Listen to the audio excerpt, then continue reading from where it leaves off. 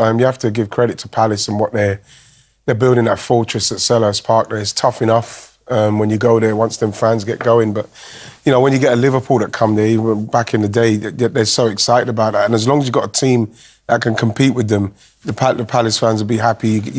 You put a good shift in, but I didn't have them winning that game. You know, I didn't have them winning that game, especially once Liverpool scored the goal. You think, well, like you say, that's what the champions do. But credit to Palace. They were absolutely brilliant. The manager Slot said exactly that there, that they could have been. And Liverpool get a very late goal, as we probably expected. What we didn't expect was them to concede one. But the overall picture for Liverpool is that they've won some matches this particular season that they didn't deserve to win. And today they've got what they deserve, which was absolutely nothing. They're still a really fine side, but Crystal Palace were magnificent. Listen, at half-time, Crystal Palace deserved to be 3 up, maybe 4. I mean, they did score, got a little fortunate, Gravenberg with a wayward header back in towards goal, and then it's finished off.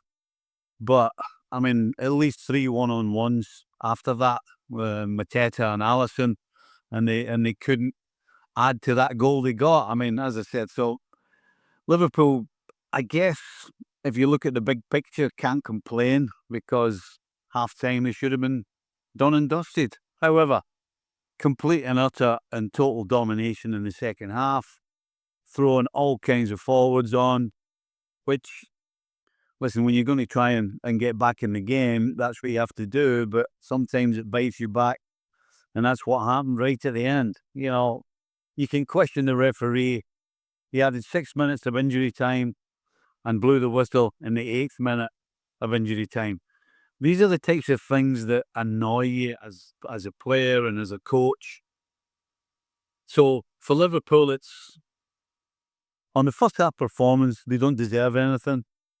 They probably deserve the point considering the second half performance.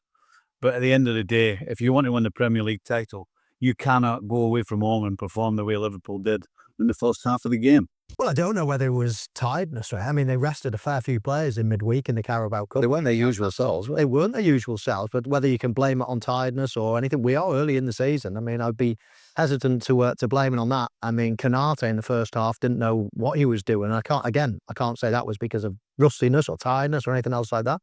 We've seen 1 or 2 performances from him this season that have been quite similar. So, yeah, I mean, I wouldn't use that excuse. I would definitely give praise to Crystal Palace. They're a proper team. They're not, I mean, you mentioned how many games they've gone unbeaten. They beat Liverpool, obviously, early in the season, the Community Shield. It wasn't a fluke. So I would be more inclined to say Palace played particularly well. Well, and some, because it should have been 5-0 down at half-time. They got absolutely mullered down. I was on comms for the game today, and Palace were unlucky. I mean, the scoreline flattered Liverpool big time. Liverpool were a mess today, and I've seen it by Arne Slot's team selection when he tried to shoehorn Florian Wirtz onto the left-hand side. Szoboszlai's in better form, so he shifted him out to the left-hand side and played Szoboszlai in number 10. Gakpo was on the bench. Chiesa was on the bench, who came on late. And somehow when the game got back to 1-1, I thought that is the biggest robbery of the century.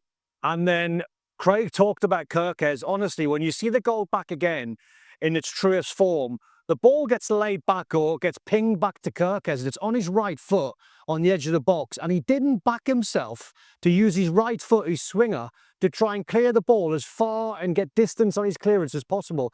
And he allowed the ball in a strange sort of pattern of play to come all the way down on his left-hand side. And what did he do? Kick the ball out for a throw-in, which is a far bigger threat for Crystal Palace. They launched the ball in the box. They scored the late winner. Massively deserved. 2-1 flat as Liverpool. But honestly, Canate was a mess today. Alisson was the standout player for Liverpool. He made 3 brilliant saves in the first half, and it should have been, honestly, no exaggeration, 5-0 to Palace at half-time. So with 2-1, my days. At 1-1, I think robbery and how Liverpool have got out of this, they'll take a point all day long. They were all over the place, particularly defensively. The way Palace moved the ball, the way they closed down, they just didn't have an answer to that, particularly the first half. We've seen them rip them open 5 or 6 times with really good play. And Liverpool, after so many errors, so many spaces that were allowing Palace to get on the ball and play at their tempo. As I said, if it wasn't for Alisson, it would have been 4 or 5 at half-time. From Liverpool's perspective, they've had these games before this season. It's been coming. It has been coming like a freight train. And it's finally arrived. But you know what?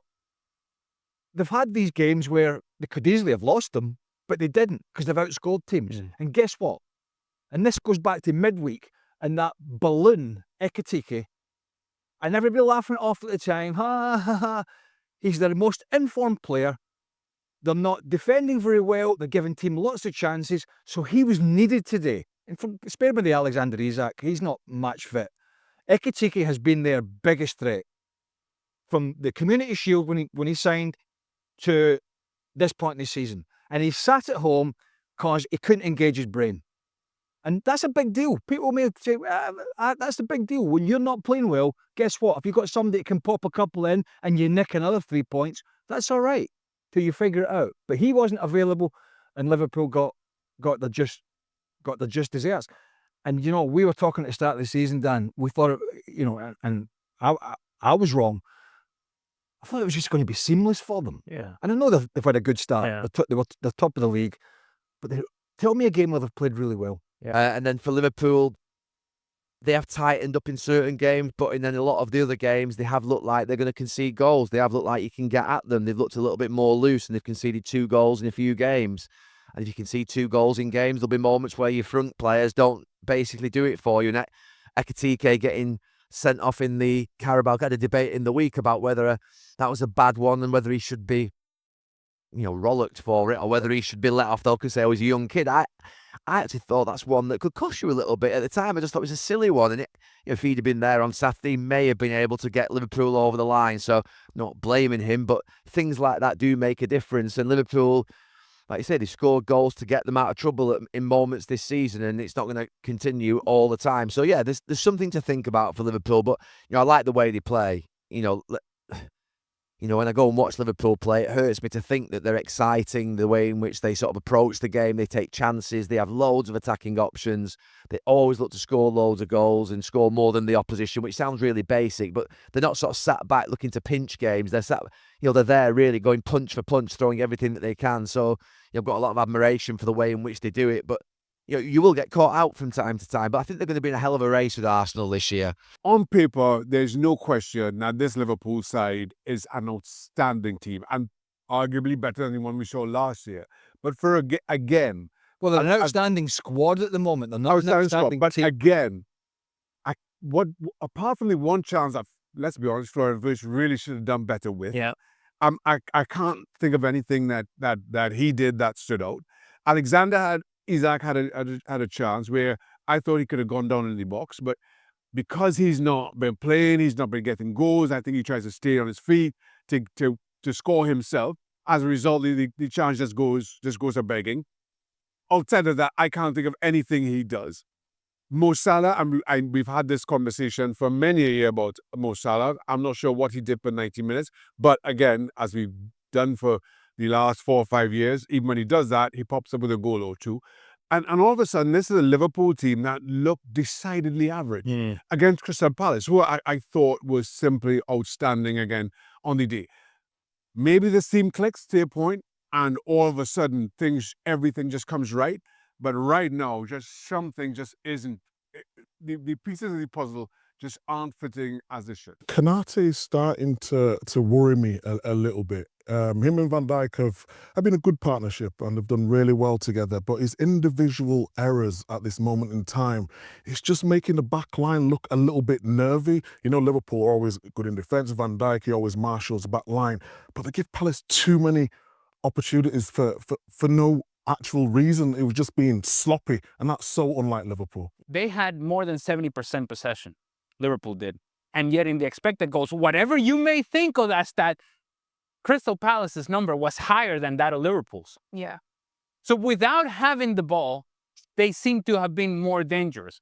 Without having the ball, they seem to have created more problems.